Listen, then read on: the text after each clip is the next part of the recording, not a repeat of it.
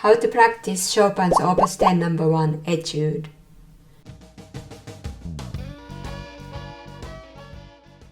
I uploaded my performance of this piece a few months ago, and you can check it out from the link in the description below.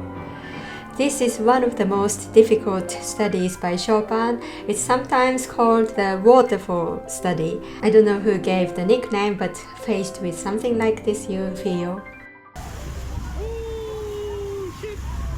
I'm going to give you 4 tips on how to practice Opus 10 No. 1 Etude. Number 1, follow through. Number 2, pivot is the second finger. Number 3, Chopin's technique. Number 4, how to play the left hand part.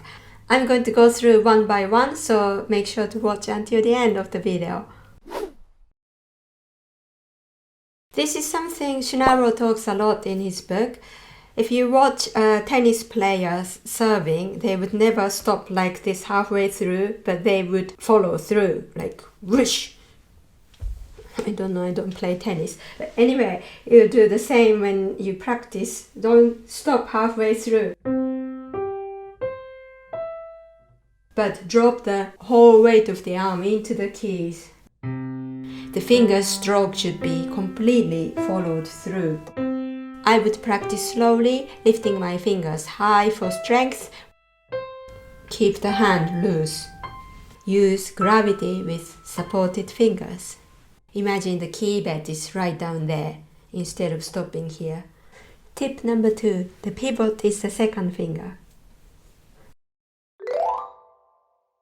I like Alfred Corto's exercises of Chopin's etudes. I find them very useful.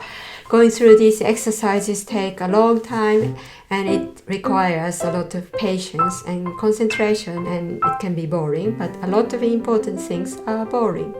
I do go through all of them until he says do all the exercises in all keys and play the whole etude in all keys. I don't know if anyone's done the Chopin etudes in all keys. If you have, please write in the comment section. You're amazing. With the Opus 10 No. 1 study, I particularly like those exercises that concentrate on the second finger.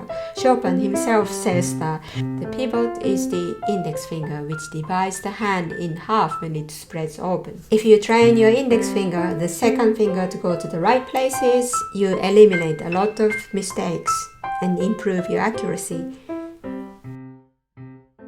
Tip number 3, Chopin's technique. It's no longer possible to play something like this with the classical technique. By the classical technique, what I mean is the kind of finger-based technique recommended by Clementi.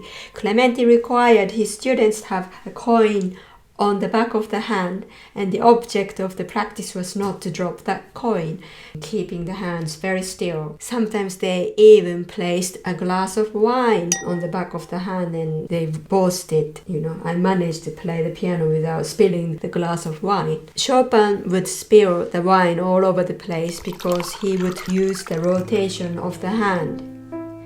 The feeling of the fingers activating the whole arm with perfect continuity from the shoulder to the fingertips, with the constant engagement of the arm. Everything from the back to the shoulder to the arm to the fingertips, participating towards the sound. The left hand part may appear a lot easier than what the right hand is doing, but it's the left hand that provides the harmony and it drives the piece forward, played with a swinging motion.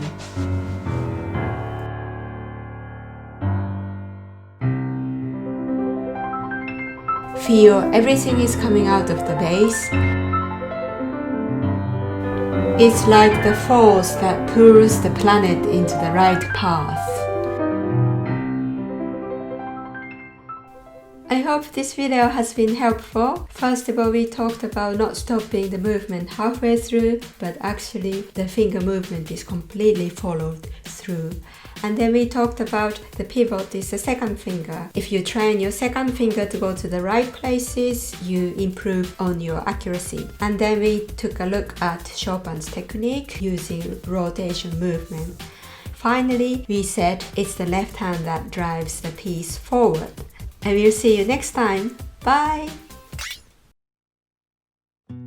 Someone asked me which is more difficult, the Winter Wind Etude or this one, and I think Opus 10 number 1 is more difficult, especially if you have small hands like me. With small hands, you have to be careful not to over practice something like this and you can hurt yourself.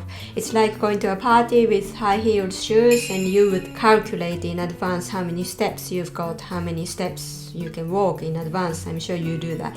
And it's the same with this. You need to know how long you can practice safely without injuring yourself. Don't go over the limit of how much practice you can do safely. Practicing one short section at a time is best. You might do the first 8 bars today and do the next 8 bars the following day, etc. If you practice just a little bit every day in a focused yet relaxed manner, you will be able to play this piece.